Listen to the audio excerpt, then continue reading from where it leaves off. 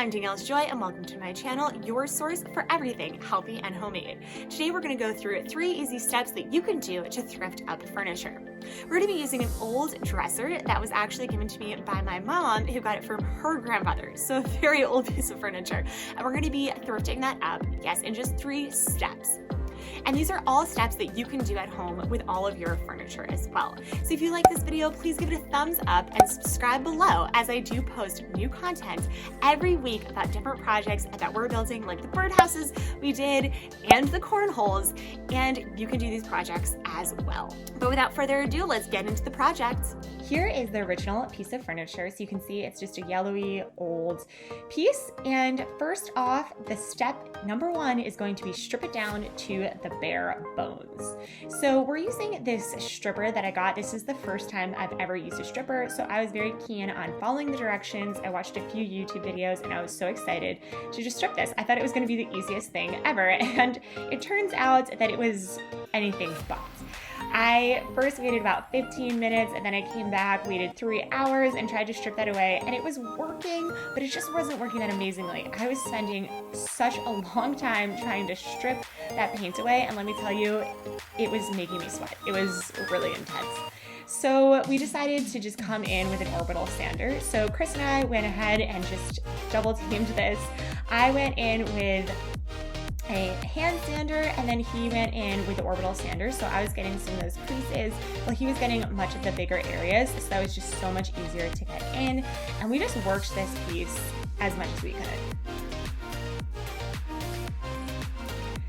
I highly suggest trying out the stripper, test it out, see how you like it. But if it doesn't work, then come in with a sander. It is just a little bit of a different method, but I think it worked really well. And once we sanded that down, then we just wiped it clean. And I did this with a little bit of a damp cloth, but mostly dry, because we did want to get in there and start to stain. So step 2 is bringing your piece back to life. And so we came in with a Jacoba bean stain, which you'll see in some of my previous videos. This is one of my favorite stain colors and the color that we're trying to add into our new house. So that was definitely a theme that I wanted to keep. When you're doing the stain, I just carefully wiped it on, and you can go a little heavy on this, and then you're going to want to come back and just wipe it off. So Chris was helping me, I was wiping on and he was wiping off, and it just worked really well. Then we did it on the drawers as well. We took those out so you can get all of the edges, and we're gonna do about 3 stains here. So I did 3 coats of staining, and I just come in, stain, let it dry, come in, stain, let it dry, until I liked the outcome color.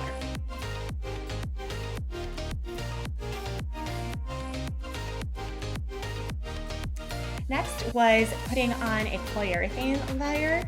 So this is just a clear satin, and this just makes sure that the color of the stain will stay. It has a nice shine and smooth surface, and you're just gonna wanna wipe this on. I was pretty liberal with this and didn't care too much if it went into the drawers. Now, building up our piece of furniture, we wanted to add a new top piece because the old top piece was missing. We went in and just created some pocket holes here that we're gonna use to drill every piece together, and then just create a flush top. So we're gonna just put those pocket holes in. I actually got this pocket hole set from Amazon, and I really like it. In the past, I've used a plastic one, and I found that it was just really hard to use. So I'm gonna link down below this pocket hole set because it was amazing, so easy to use, and it definitely got the job done.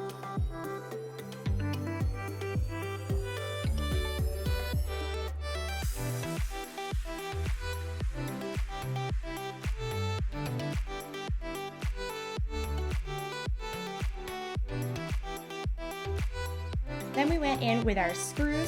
So these are screws that are made specifically for pocket holes, and I definitely suggest these. They're nice, they're hidden, and that way you can just put it in and not worry about seeing the screws from the top. So we just put in 2 on each side.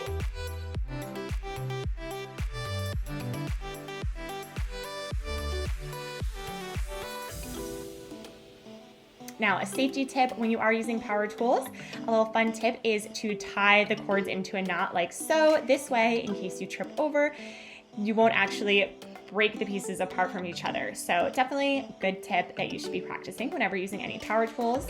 And again, when we were working on the top layer, we made sure to just sand over the sides. It's really important that you have some smooth edges. And this was a nice piece of wood that we really didn't have to worry about sanding down the top. We came in with stain on the top, doing a nice similar coat. Now, something that we do wish is we used a different type of wood on the top than was actually on the piece of furniture, and I do suggest trying to find the same type of wood.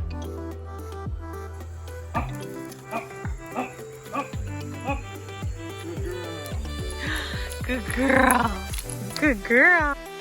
Now for nailing the top piece of wood onto it. So we just used some really thin nails and nailed on 4 nails into the 4 corners of this piece, and it was really sturdy. We didn't need to do anything crazy because this is just going to be a stationary dresser and holding some light items on top. And step 3 is jazzing up your piece of furniture. So we came in with some new hardware. I got these from Amazon, but there are so many great distributors that have beautiful hardware. And we just screwed these straight in, and it is going to bring your piece up to life. As you can see, we jazzed it up, and even Paige loves this piece of furniture. I hope that you enjoyed this project as much as we did.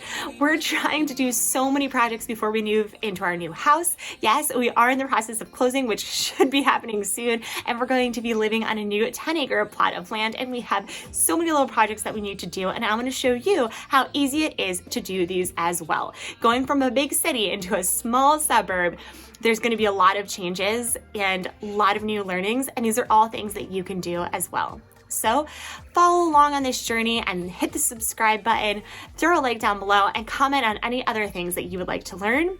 Otherwise, I'll see you guys again next week. Bye. And pieces of,